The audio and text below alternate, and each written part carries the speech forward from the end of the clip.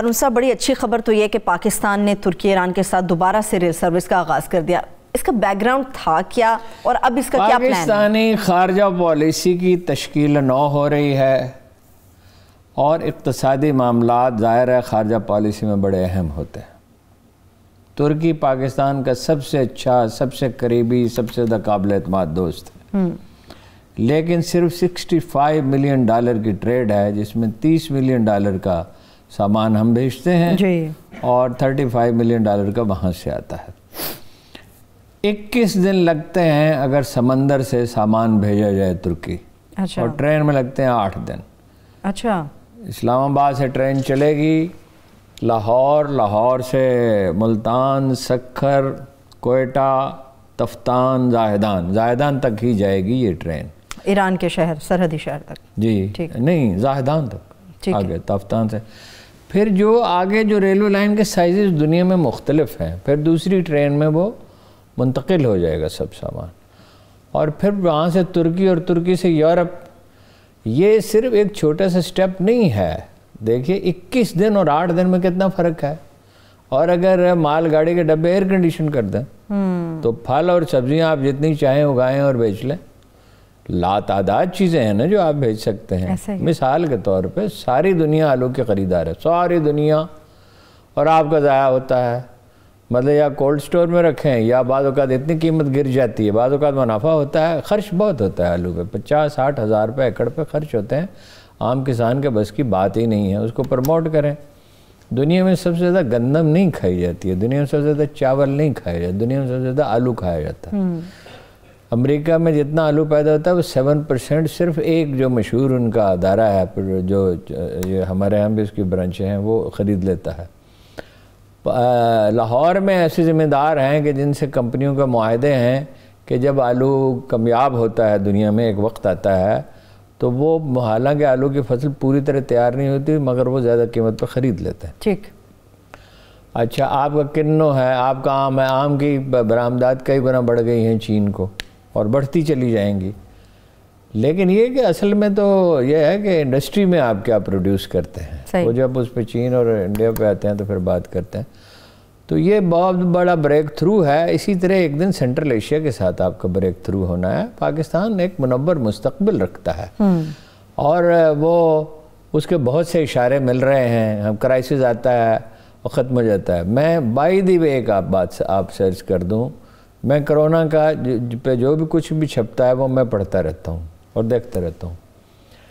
یہ اگلے 3-4 مہینے تو ٹھیک ہے، یہ کم ہوتا چلا جائے گا، لیکن پریڈکشن یہ ہے عالمی ماہرین کی کہ ستمبر اکتوبر میں پھر یہ بڑھنا شروع ہوگا. اس لیے کہ آپ کا کہاں تک روکیں گے؟ آپ ایرانی سرحد سے آنے والوں کو کہاں روز سمگلنگ ہوتی ہے، جائز لین دین بھی ہوتا ہے. افغانستان سے آنے والوں کو آپ کتنا روکیں گے؟ ایئرپورٹس پہ آپ کا تو سسٹم ایسا نہیں ہے کہ روکے، اور یہ پھیلتا بہت تیزی سے. خطرناک اتنا نہیں ہے جتنا شروع میں اندیشہ تھا. تو یہ اکتوبر میں جا کے دوسری لہر آ سکتی ہے. اور اس کا ایک عجیب پہلو ہے، کیا؟ جب جب یہ پھیلے گا تو پٹرول کی قیمتیں گر جائیں گی، ڈیزل کی قیمتیں گر جائیں گی، کاروبار دنیا میں پھر مندہ پیدا ہو جائے گا. دنیا میں تو بہت بڑھ رہا ہے یہ. ارون صاحب 2009 میں بھی تو پیپلز پارٹی نے اسی سروس کا آغاز کیا تھا اور افتتاح کیا تھا. یہ گولڈن ٹرین سروس اس کا نام رکھا تھا. کیوں نہیں چل سکا؟ یہ امریکہ سے بارگیننگ کر لی، IMF سے انہوں نے اشارہ کیا. یہ وہی ہے نا گیلانی صاحب جنہوں نے کہا تھا امریکہ سے کہ آپ ڈرون حملے کرتے رہیں پبلکلی، ہم تنقید کرتے رہیں گے. یہ وہی زرداری صاحب ہے نا جو اسامہ بن لادن کے انتقال کے 3 گھنٹے بعد ان کا مضمون چھپ گیا تھا، یا 4 گھنٹے بعد چھپ گیا تھا.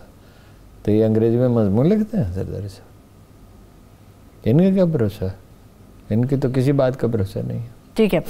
ترکی کی ہم بات کر رہے تھے ہارون صاحب. ترکی کے اندر جو بہت بڑا انقلاب جسے ہم کہہ سکتے ہیں، جسے ہم بہت کچھ سیکھ سکتے ہیں، وہ ہے کہ ایک انقلابی لیڈر نے ایک بات کہی، عوام نے اس کا ساتھ دیا اور اپنی کرنسی کو وہ واپس اپنی سطح پر لے کر آنے کی کوشش کر رہے ہیں. بڑا دیکھیے صرف اتنی بات نہیں ہے کہ ایک انقلابی لیڈر جوش و جذبے سے کوئی اپنا اعلان کر دے اور اس کا نتیجہ نکلا ہے. ظاہر ہے بہت دن سے ترکی لیرہ کی قیمت گر رہی تھی اور وہ کچھ نہیں کر سکے. انہوں نے پلان کیا، انہوں نے حساب لگایا. ان کی معیشت بڑی ہے، دنیا کی 20 بڑی معیشتوں میں سے ایک ہے. ایک 2 سال پہلے تک تو میں ڈیٹا اس کا دیکھتا رہا ہوں کہ وہ دنیا میں تیسری سب سے زیادہ تیزی سے ترقی کرتی ہوئی معیشت تھی. انہوں نے پلان کیا کہ ڈالر جو ہے جیسے ہمارے ہاں فرق ہے 8-10 روپے کا 11 روپے کا بھی فرق ہو جاتا ہے. اب دبئی میں خریداری ہو رہی ہے تو انہوں نے پلان کیا کہ ڈالر ہم خود خرید لیں. دوسری ہے تو ایک تو یہ کیا انہوں نے, اور انہوں نے کہا اپیل بھی کی, موٹیویٹ بھی کیا لوگوں کو. ایک دن میں $1 بلین جو ہیں وہ جمع ہو گئے, اور 50% جو ہے وہ اس کی قدر میں اضافہ ہو گیا, لیرا کی قدر میں اضافہ ہو گیا, ڈالر کی قدر میں پکا. اور کوشش ان کی ہے اسی سطح پہ لے جائیں.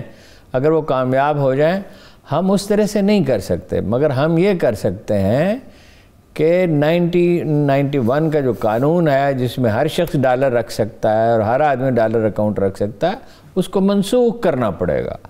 اور جو کمپنیاں ہیں ان کا ریکارڈ چیک کرنا پڑے گا, اس کو ڈیجیٹلائز کرنا پڑے گا, بلکہ کمپیوٹرائز ہی شاید کرنا پڑے کہ بھئی وہ جہاں کہیں ڈالر کا کوئی بھی لین دین ہو رہا ہے وہ اس کی طے کرنا پڑے گا کہ جو لوگ بزنس کر رہے ہیں انہیں تو ضرورت ہے, انہیں تو ڈالر بھیجنے ہیں, اور وہ معلوم ہی ہوتا ہے اس میں کیا ہے, FBI کو پتہ ہے. لیکن آپ کو پتہ ہے FBI کیا چیز ہے؟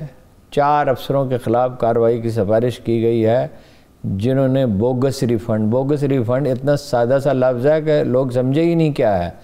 یعنی ریفنڈ بنتا نہیں تھا. کچھ آپ کو پتہ ہے نا ٹیکس ایسے ہوتے ہیں جو لے لیے جاتے ہیں بعد میں واپس کر دیے جاتے ہیں. جی ٹھیک ہے. بوگس ریفنڈ کا کیا مطلب؟ اربوں روپے ان کو ایسے ہی دے دیے, بلا وجہ دے دیے, تو بلا وجہ دے دیے تو کوئی یوں ہی تھوڑی دے دیے ہوں گے.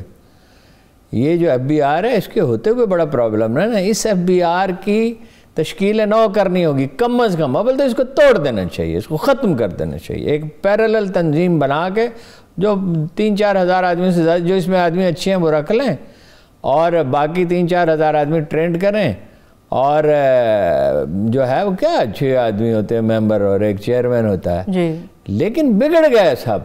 یعنی اس نے کہا ہے اپنا جو سابق چیئرمین تھا, کیا نام تھا, انہوں نے کہا ہے کہ $45 بلین واپس کرنے ہیں اگلے 5 سال میں, علاوہ اس کے کہ جو آپ قرض لیں گے ان 5 سالوں میں واپس کریں گے, وہ تو کریں گے ہی. $45 بلین واپس کرنے کہاں سے کریں گے؟ پہلے 92 کے پروگرام میں بیٹھ کے بڑی خوفناک باتیں بتا رہے تھے. ایسا ہی ہے, معیشت کی بنیاد مضبوط نہیں ہے. ہمارے لیے سیکھنے کے لیے کچھ نہیں ہے ہارون صاحب. کیا ہم ایسا کوئی اناؤنسمنٹ نہیں کر سکتے؟ ہر چیز کی جا سکتی ہے, ہر چیز کی جا سکتی ہے, ہر چیز پاسبل ہے. قوت فیصلہ نہیں ہے, لوگ نہیں ہیں, مردان کار نہیں ہیں. مردان کار پیدا کیے جاتے ہیں. پرائیویٹائزیشن کریں, 350-400 ارب روپے بچ گئے. FBI کی تشکیل نو کریں, اور اس میں ابھی تو سختی کریں نا.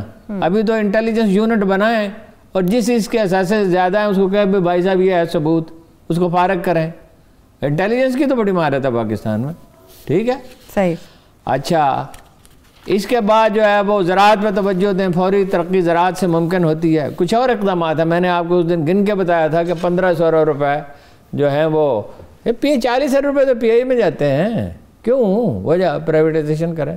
ٹھیک ہے, اور اقدامات کرنے کی ضرورت ہے. معیشت ٹھیک ہو سکتی ہے. پاکستان کی معیشت جو ہے وہ آدھی ڈاکومنٹڈ نہیں ہے. ڈاکومنٹڈ ہو جائے تو ٹیکس آبویسلی دگنا ہو جائے گا.